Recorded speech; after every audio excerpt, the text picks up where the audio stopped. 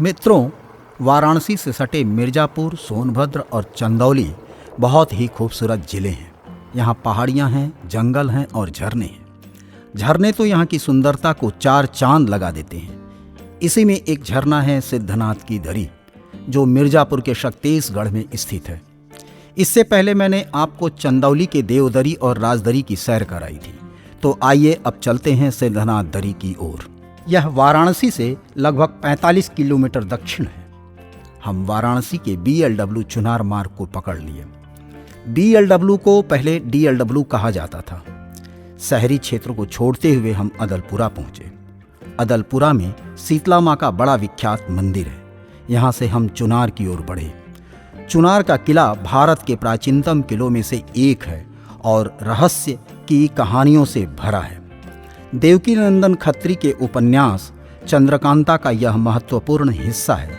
इस किले को पार करते हुए हम पहुंचे चुनार बाजार। यह सिरामिक पॉटरीज का बड़ा और विख्यात बाजार है। सड़क के दोनों किनारे पर दुकानें सजती हैं।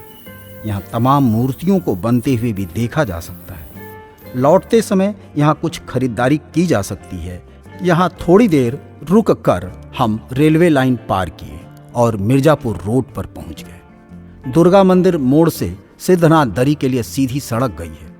दुर्गा मंदिर मोड़ पर खोआ मंडी लगती है। वैसे तो PDDU नगर यानी मुगल सराय खोआ की बड़ी मंडी है, पर मिर्ज़ापुर और वाराणसी के मशहूर कचौड़ी गली के पास भी खोआ की मंडी सजती है। यहाँ से शुरू होता है पहाड़ी इलाका। काली सुंदर सड़क यात्रा को सुखद बनाती है। पहाड़ियों को छूते हुए हम पहुँच जाते हैं शक्तिसगढ़ पुल। यहाँ बहती पहाड़ी नदी यह बताती है कि आगे सुंदर झरना है। इस नदी में तमाम लोग नहाते और मज़ा लेते हैं। यहाँ कुछ देर रुककर तस्वीरें बनाई जा सकती हैं।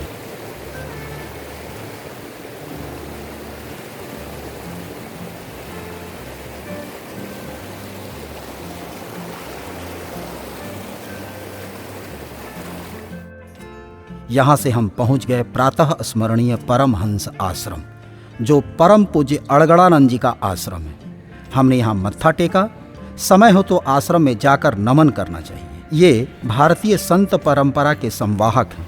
यहाँ से हम पहाड़ी की चक्करदार रास्तों को पार करते हुए एक ऐसे स्थान पर पहुँच गए जहाँ से दूर घाटी और झुरमुटों के बीच सफ़ेद रेखा दिखी। यही रेखा सिद्धनाथ दरी के झरने की है। उसे देख लगा कि कोई झरना बेताबी से हमारा इंतज़ार कर रहा है। हम कुछ देर यहाँ रुककर घाटी का नज़ारा लिए और कुछ तस्वीरें बनाई। हम भी उतावले थे झरने से मिलने के लिए। हम बुलेट स्टार्ट किए और बढ़ लिए उस सफ़ेद रेखा की ओर।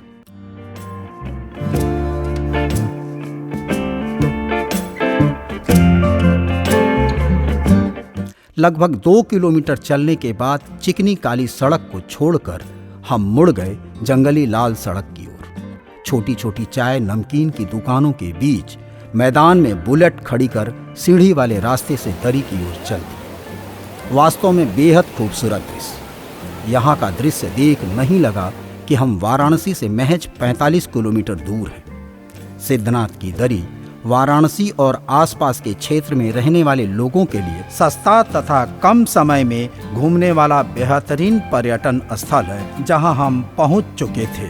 हम चट्टानों के बीच तेज धार में बहते पानी को निहारने लगे। यह पानी कई तरफ से आ रहा था। इसे देखना सुखद था।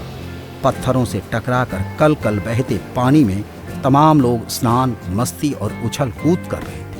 तमाम चिल्ला चिल्ला कर अपने उत्साह को व्यक्त कर रहे थे। हम मगन थे इन पूरे दृश्यों को देखकर।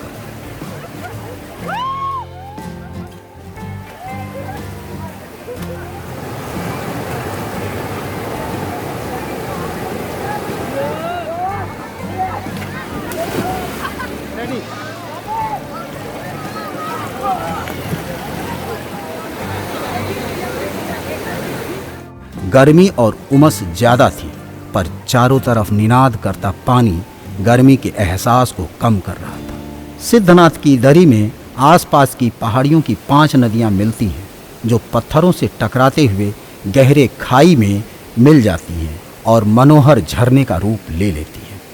चुनार के वरिष्ठ पत्रकार शिव शर्मा कहते हैं कि यह पंचवहनी नदी का पानी है, जिसमें किलकिला, चैनपटपर, चकरा और पूर्वा नदी मिली है।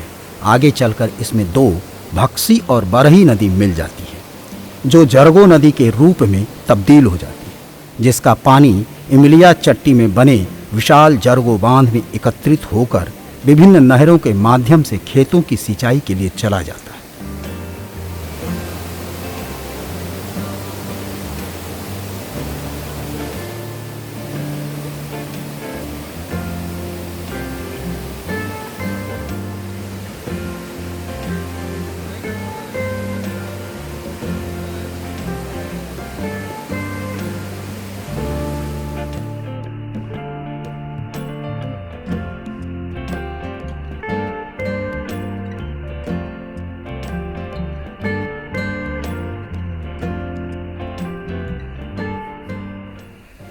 यह दृश्य जितने खूबसूरत हैं उतने खतरनाक भी।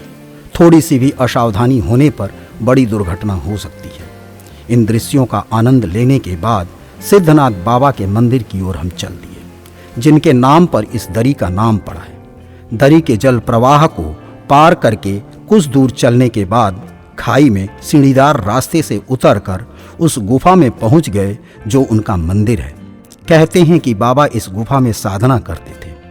ब्रह्मलीन होने के बाद यह सिद्ध स्थान विख्यात हो गया। उनका काल क्या था, इस संबंध में कोई स्पष्ट जानकारी नहीं है। कहते हैं कि ये नाथ संप्रदाय से जुड़े हुए हैं और जिनका मुख्य पीठ गोरखपुर में है। मुख्यमंत्री योगी आदित्यनाथ जिसके पीठाधीश्वर हैं। मान्यता है कि यहाँ दर्शन करने से सिद्धियां प्राप्त होती हैं, यानी मनोकामना पूर्ण होती है। बगल पहाड़ी से पानी गिरता रहता है। बताते हैं कि यह पानी कभी नहीं सूखता। इस जल को ग्रहण करने से रोग व्याधियां दूर होती हैं। कुल मिलाकर मन को शांति देने वाला यह स्थान है। यहाँ दर्शन करने से ऊर्जा की प्राप्ति होती है।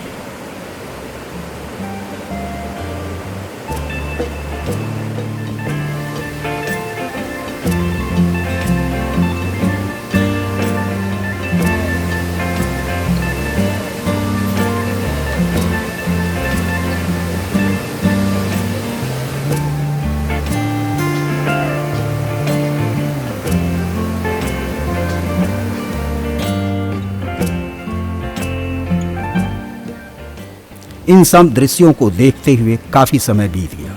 सूरज भी ढलने लगा।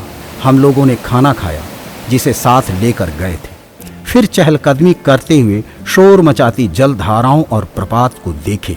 हम चाहते थे कि यह दृश्य बहुत दिनों तक मानस पटल पर अंकित रहे।